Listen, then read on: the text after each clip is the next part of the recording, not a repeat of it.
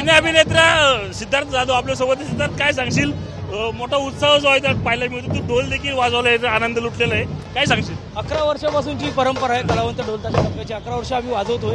11 वर्ष आणि मजा येते, कारण त्या उत्साह एनर्जी तुम्ही बघत असालच ज्या पद्धती आहे. सौरभ गोखले आणि सगळी टीम ज्या पद्धती 1-1.5 महिना आम्ही प्रॅक्टिस करतो. मुंबई पुण्याचे कलाकार एकत्र येऊन हे वाद्य म्हणजे ढोल वादन करतात आणि एनर्जी अशी 11 वर्षांनी अबाधित राहते. त्यामुळे कुठेतरी काळानुरूप उत्सवाचं स्वरूप बदलतं पाहिजे माहिती का? डीजे असेल किंवा लेझर लाईट, ते लेझर लाईटवर आता बंदी आणलेली. आवाजावर कुठेतरी मर्यादा पाहिजे असं वाटतंय का?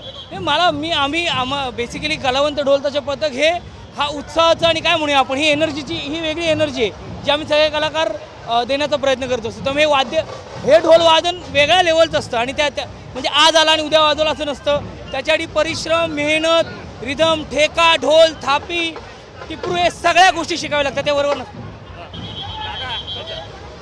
हां, नमस्कार.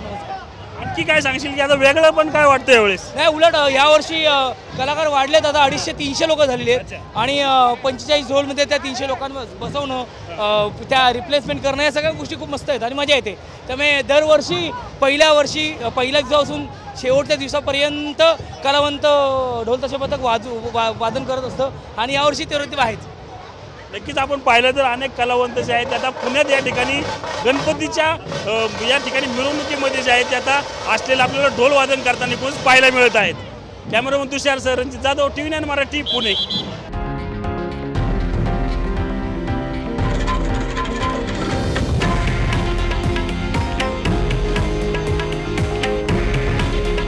हे आहे देशातील नंबर 1 न्यूज नेटवर्क आणि आपण पाहत आहात TV9 मराठी.